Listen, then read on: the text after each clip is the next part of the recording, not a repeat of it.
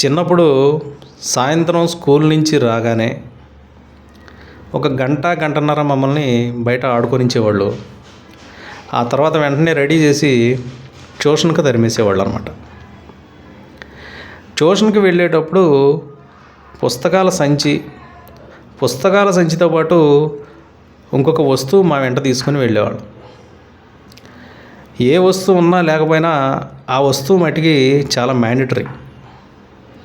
అదేంటంటే కిరోసిన్ బుడ్డి. కిరోసిన్తో ఒక పాత కోల్గేట్ పళ్ళపొడి డబ్బా కానీ, ఇంకా ఏదైనా టానిక్ సీసా కానీ దాన్ని శుభ్రం చేసి దాంట్లో కిరోసిన్ పోసి దానికి ఒత్తి పెట్టి జాగ్రత్తగా ట్యూషన్కి తీసుకెళ్ళేవాళ్ళం. ఎప్పుడైనా ట్యూషన్లో పవర్ కట్ అయితే, అంటే అప్పట్లో ఎక్కువగా పవర్ కట్ అయ్యేది, ఆ దీపం వెలిగించుకొని ఆ దీపం వెలుతురులో చదువుకునేవాళ్ళం అన్నమాట. అయితే అప్పట్లో నాకు ఒక డౌట్ ఉండేది. ఏంటంటే కిరోసిన్ కంటే కూడా పెట్రోలు చాలా బ్రైట్గా మండుతుంది, చాలా వేగంగా మండుతుంది. అసలు దీంట్లో కిరోసిన్ పోస్తేనే ఇలాగ ఉంది, పెట్రోల్ పోసి వెలిగిస్తే ఇంకెంత మంచిగా వెలుతురు వస్తుందో అని చెప్పి అనుకునేవాడిని. పెట్రోల్ ఎక్కడ దొరుకుతుందా అని చెప్పి ప్రయత్నం చేసేవాడిని. పల్లెటూరు కావడం వల్ల నాకు పెట్రోల్ చేతికి దొరకలేదు.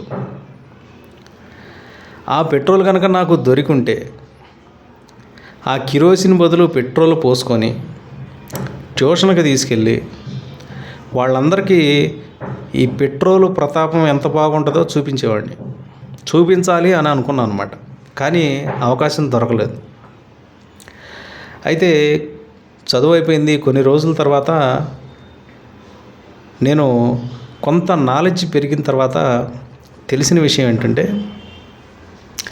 సీసాలో అలాగే పెట్రోల్ పోసి ఒక ఒత్తి వెలిగించి దాన్ని ముట్టిస్తే అది పెట్రోల్ బాంబులాగా పనిచేస్తుంది అని చెప్పి విన్నాను అనమాట. అంటే చిన్నప్పుడు ఆ సీసాలో నాకు గనక పెట్రోల్ దొరికినట్టయితే దాంట్లో నేను పెట్రోల్ పోసి ట్యూషన్కి తీసుకెళ్ళి వెలిగించి చాలా ఇబ్బంది పాలయ్యేవాడిని ఖచ్చితంగా. కానీ భగవంతుడు మనకి పెట్రోల్ దొరకనీయలేదు, ఎందుకంటే అది ప్రమాదం కాబట్టి. ఆ విషయం పక్కన పెడితే, ఇంతకీ ఈ పెట్రోలు కిరోసిన్ గురించి ఎందుకు చెప్తున్నానంటే, జపం చేసేటప్పుడు కొంతమంది జపసాధనలో నాకు వాళ్ళు అంటే సోదరీమణులు కొంతమంది నాకు మెసేజ్ చేస్తూ ఉంటారు అన్నమాట. నేను వారికి జపం చేస్తున్నారు కదా, మాంసాహారం, ఉల్లి వెల్లుల్లి వంటివి మానేయండి అని చెప్పారన్నమాట. అయితే వాళ్ళు నన్ను తిరిగి ప్రశ్నించేది ఏంటంటే, ఉల్లి వెల్లుల్లిపాయ లేకుండా కూరలు అవేం కూరలు, రుచి పచి లేకుండా. అలాగే మేము ఎప్పటి నుంచో కూడా మాంసాహారం తినేవాళ్ళం, మాంసాహారం మానేయడం ఎలాగా, అలాగని జపం మానేస్తే వచ్చే పుణ్యం కూడా దక్కదు, ఎలాగా మా సమస్య పరిష్కరించండి అని చెప్పి అడుగుతూ ఉంటాను అన్నమాట.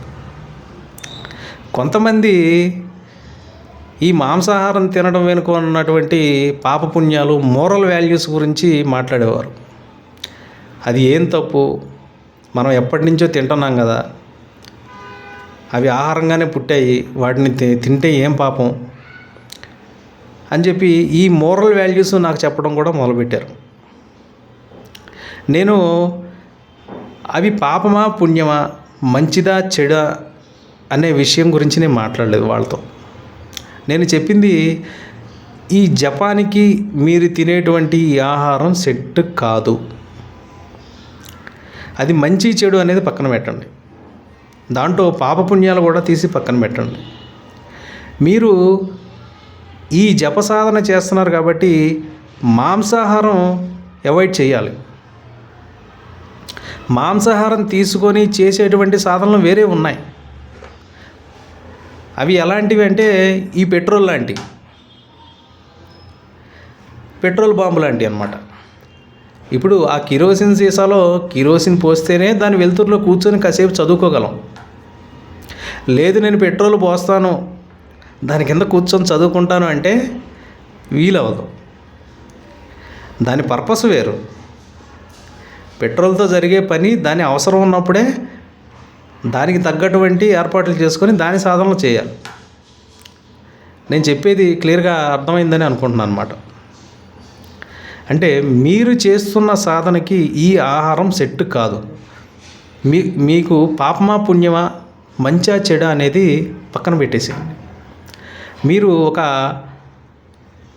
నార్మల్ దక్షిణాచారంలో జప సాధన అనేది చేస్తూ ఉన్నట్లయితే ఆ జపానికి మీరు తీసుకునే ఆహారం సెట్ కాదు. దాని పర్యవసానాలు తిని చేసినప్పుడు దాని పర్యవసానాలు మనం అనుభవించాల్సి వస్తుంది అన్నమాట.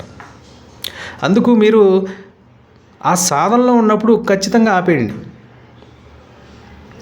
మాంసాహారం మానేయమన్నాను కదని చెప్పి జీవితాంతం మానేస్తానని నిర్ణయం తీసుకొని ఇంట్లో వాళ్ళకు వండి పెట్టకుండా, పాపం వాళ్ళు తినే మనుషులు ఉంటారు, వారం వారం తినాలి, రోజు చాకరీ చేసుకునే వాళ్ళు ఉంటారు, పిల్లలకు పోషణ కావాలంటే అది తినేవాళ్ళు ఉంటారు, రుచి కోసం ఇష్టంగా తినేవాళ్ళు ఉంటారు.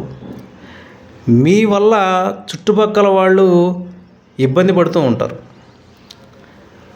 వాళ్ళకు వండి పెట్టండి కావాలంటే. మీరు ఇంట్లో వాళ్ళకి అవసరం ఏంటో వాళ్ళకి వండి పెట్టండి, వాళ్ళకి చేసి పెట్టండి. మీ డ్యూటీ ఏంటో మీరు చేయండి. మీరు జపంలో ఉన్నారు కాబట్టి ఆ జపం జరిగిన రోజులు, ఆ సంకల్పం ఉన్నన్ని రోజులు, ఆ దీక్ష ఉన్నన్ని రోజులు ఉల్లి వెల్లుల్లి మాంసాహారాన్ని దూరంగా ఉంచండి.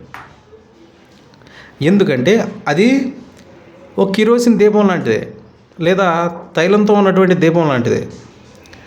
ఆ తైలం తీసేసి నేను పెట్రోల్ పోసి వెలిగించుకొని దాని ముందు కూర్చుంటానంటే ఇబ్బంది పడతారు. ఆ ఆహారం జప సాధనకి సెట్ కాదు. అందుకే చెప్పాను అన్నమాట. పాపపుణ్యాలు, మోరల్ వాల్యూస్ గురించి నేను చెప్పడం లేదన్నమాట.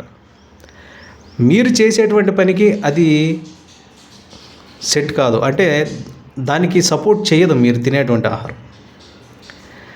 మనం తినేటువంటి ఆహారం, మనం వినేటువంటి విషయాలు అన్నీ కూడా ఈ సాధన సమయంలో మనం తినే ఆహారం అన్నీ కూడా దాని మీద ఎఫెక్ట్ కొడతాయి.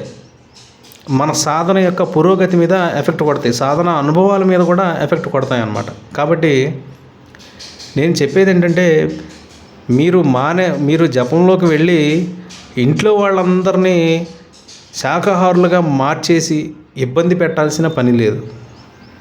అలాగని మీరు కూడా జీవితాంతం నేను ఇంకా ముట్టను అని చెప్పి నిర్ణయం తీసుకోవాల్సిన అవసరం కూడా లేదు.